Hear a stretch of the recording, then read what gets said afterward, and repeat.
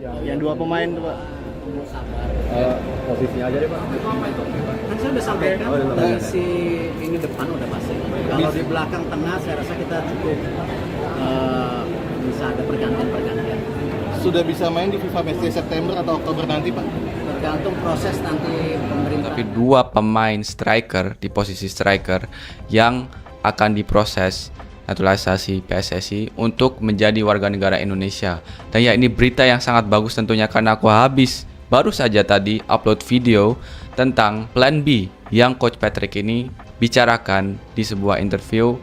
Ya, Coach. Nah, kita bagaimana ya Pak Erik itu bisa mendapatkan dua pemain yang ada di lini serang, atau satu lini serang, satu di tengah. Itu udah oke. Apalagi kalau bisa dikebut untuk Piala Asia. Baik buat kita. Dan Pak Erik responnya bagus. Ya, dia akan cari terus, akan terus berusaha. Jadi Bung Ropan tenang aja. Jadi akan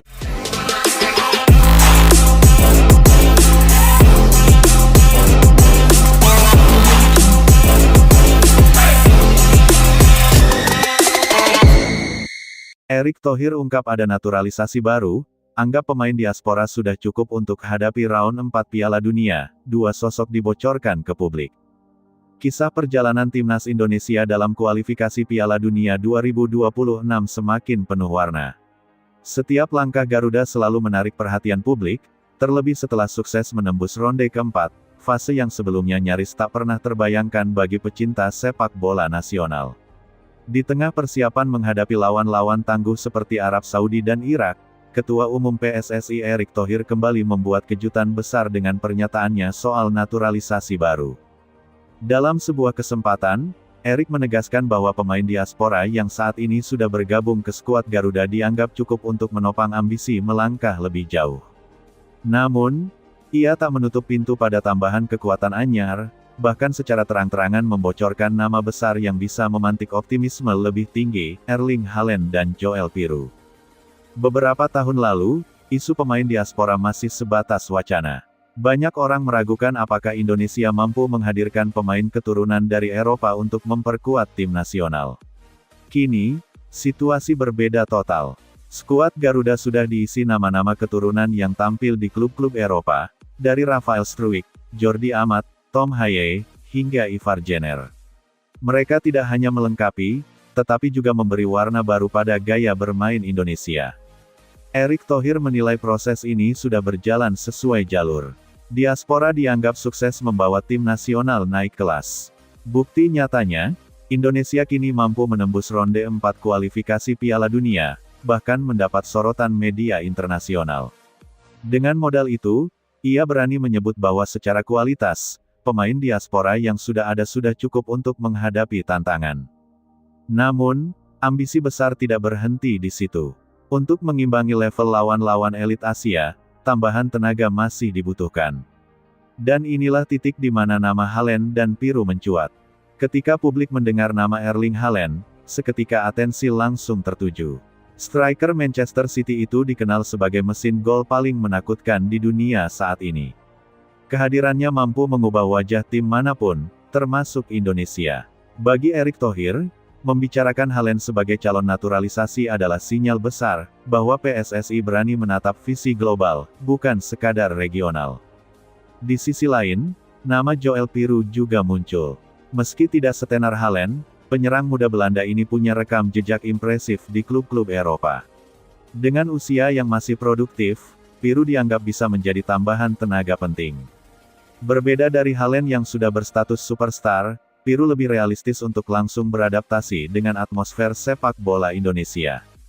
Jika benar keduanya berseragam merah putih, nilai pasarnya bisa menembus 900 miliar rupiah, angka fantastis yang akan menjadikan Indonesia salah satu tim dengan aset pemain termahal di Asia Tenggara. Meski terdengar heboh, langkah Erick bukan sekadar mengejar sensasi. Ia selalu menekankan pentingnya keseimbangan. Naturalisasi bukan untuk menghapus peran pemain lokal, melainkan untuk melengkapi kekurangan yang ada. Lini depan misalnya, kerap disebut masih kurang tajam.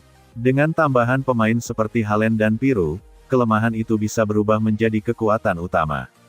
Selain itu, Erick sadar bahwa menghadapi Arab Saudi, Irak, bahkan kemungkinan Jepang atau Korea Selatan, Indonesia butuh lebih dari sekadar semangat.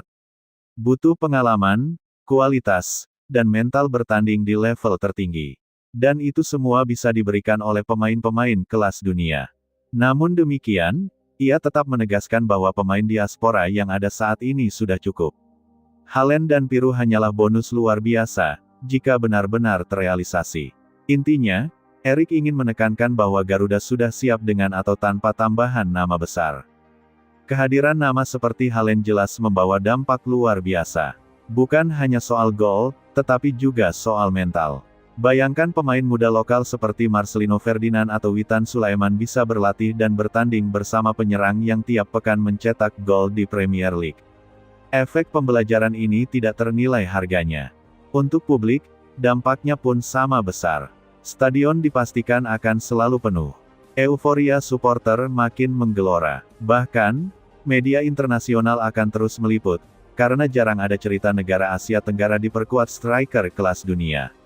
Lawan-lawan juga tidak bisa lagi memandang remeh. Arab Saudi atau Irak mungkin semula menganggap Indonesia lawan ringan, tetapi dengan kabar ini, strategi mereka bisa berubah total. Secara psikologis, Garuda mendapat keuntungan. Fase ronde 4 kualifikasi Piala Dunia adalah pertaruhan terbesar dalam sejarah sepak bola Indonesia. Untuk pertama kalinya, Garuda masuk ke lingkaran elit Asia. Setiap laga adalah ujian berat, tetapi juga kesempatan emas untuk menunjukkan kemajuan pesat. Dengan atau tanpa Haaland, Indonesia sudah dipandang berbeda. Namun jika benar tambahan naturalisasi itu terjadi, peluang lolos ke ronde 5 bahkan langsung ke Piala Dunia 2026 menjadi lebih realistis. Begitu nama Haaland dan Piru disebut, media sosial Indonesia langsung riuh. Poster, desain jersey, hingga analisis formasi beredar luas. Supporter seolah mendapat bahan bakar baru untuk bermimpi.